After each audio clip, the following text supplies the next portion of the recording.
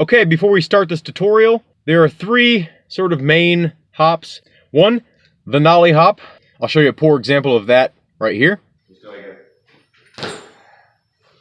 There's the English hop, or the English bunny hop, which is like where both tires come off the ground at the same time. Not very practical, but you do occasionally use that motion. Here's that. The one we're going to be focusing on the most today, the American bunny hop or the J hop. There's other terms for it. Mostly it's just called a hop or bunny hop. You do need to identify what exactly you're doing because it'll help you progress in the future. You know, a lot of people think they're doing an American bunny hop or a J hop when they do an English hop, but the technique is completely different. It is a legitimate hop, but it's not the one, like I said, you can be using for 99% of the tricks you want to do in the future. If you think about this as a multi-part trick rather than a single fluid motion like it will eventually become, it'll be easier to kind of break it down in your mind and keep track of your progress. So we're going to start off with the very first thing I teach people when I try to teach them to hop. It's looping out. Now this might seem odd to teach you your failure first, but this failure will be a useful tool in the future. Not only learning this trick, but many others, and especially like manuals and stuff. Like this is the same thing you're gonna do. Looping out is when you reach, the point where you're balanced, and you go a little bit further, and your back end rolls away from you, and you go the opposite direction. So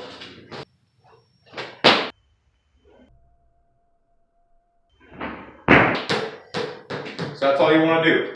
I'm trying to fill in a lot of the little gaps that I see other tutorials missing out on, and this is one of the main ones that I try to teach people because most people try to tell you, bring your bar to your chest. And I mean, you kind of do that, but what that does is it makes people want to do this.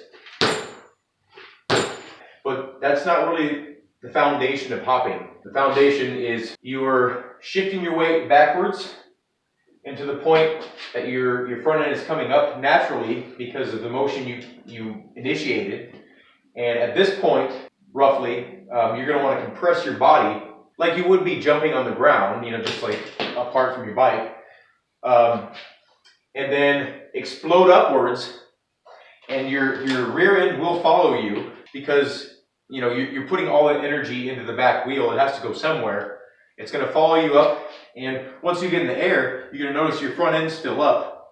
At that point, you choose where you want to level your bike out by pushing forward and shifting your weight still. But basically, on flat ground, you want to kind of like land more on your back tire by a little bit, and that's because your back end absorbs a lot more energy easier than your front end. Your front end can absorb that same amount of energy, but it's really hard on your body. The rear end of the bike is kind of built to handle more abuse than the front end of the bike. There's a lot of moving parts up here, thinner axle, your wrists, and just snap them in half. So I'm going to give you a few examples of a way you would want to land on flat ground and some ways that you don't want to land, and then some ways that are acceptable. Either way, I mean, if you're landing it and you roll away, it counts, but you want to decrease the wear on your body and your bike by landing as best as you can. So I'm going to give you a few examples. I'm going to land more on my back end on this one, and just to the point to where I'm almost going to loop out. That kind of landing you may not want to use if you're landing on a ramp going down, because if you land your back tire and your wheel is already basically 90 degrees with the transition, most likely you're going to loop out. So flat ground, that's acceptable, and at times maybe you want to land like that to really absorb a lot of impact. So I'm going to give you an example of landing too nose heavy.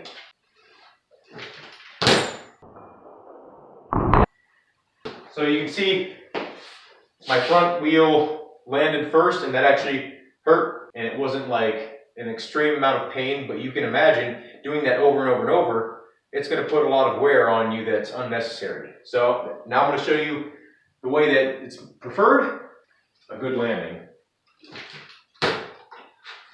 Let's break it down. And we're gonna practice each step. I know I showed you the looping out, but I just wanted you to get comfortable with that first.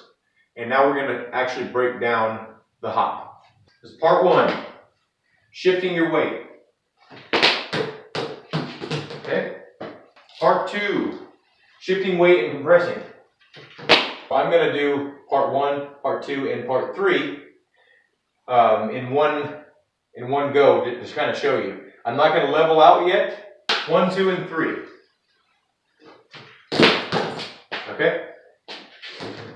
You might also not want to have pegs in your bike if you learn how to hop, because it's more things to damage yourself on. But you saw how I shifted my weight backwards, which brought my front end up. I compressed my legs, my body, and then I pushed off of the pedals to get that initial hop. So now I need to stick with the bike and then level out in the air. Again, I'm not going for height here, I'm just trying to show you the steps. So I leveled out. You saw how it's kind of like this motion. It's almost like a circular motion. It feels fluid. All 5 steps. Step 1, shifting your weight.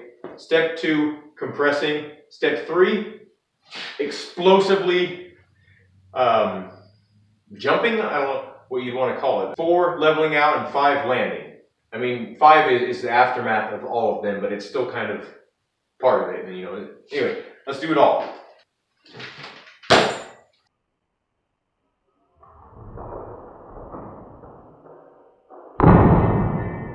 So this brings me to something. I've been hopping for kind of a long time, longer than most people in the world, because most people don't ride. It's actually more difficult to just hop with no obstacles than it is to hop onto something. You'll find that you're physically kind of better at hopping up something, a curb, or I can hop up 3 stairs pretty reliably, but that's pretty good. I can hop up a lot of things that a lot of people can't or are not comfortable with. I shouldn't say can't, because physically they probably can. It's just, in your mind. But the reason I'm telling you this is, in order to progress, you have to push yourself a little bit. So you have to hop up things that you're not quite comfortable hopping up sometimes. So if you get to the point where you feel like this is as high as I can hop, and then find something a little bit taller than that, a little bit out of your comfort zone, that's how you're going to progress, because you'll have a goal. You'll have a physical goal that you can meet. Juicy information. So let's break down what I've taught you here. Don't think about it as a pulling motion as much as a shifting of weight. As soon as your arms become fully extended, that's when your bike is going to come up. First, you're going to start doing this. And that's not normal. As soon as you can do that, then you got it. All it is a matter of time before your body figures it out. So I'm going to show you the progression.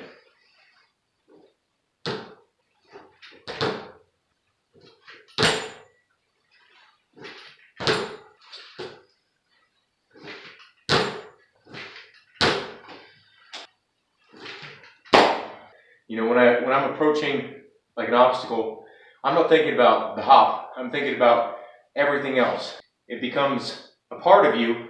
You can do this on anything, 2 wheels that's shaped like a bike after you get this.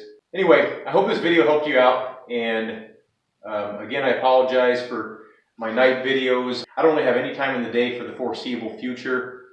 It's Christmas time around here, and I'm a letter carrier, so I don't have any time in the day. And I'm a CCA too, so which means I'm the grunt. I do all the heavy lifting and the long hours. So when I get home, it's always nighttime. So apologize for the poor lighting, and I hope this helps you out. Have a good day. Thank you for watching, and I hope to see you in a future video.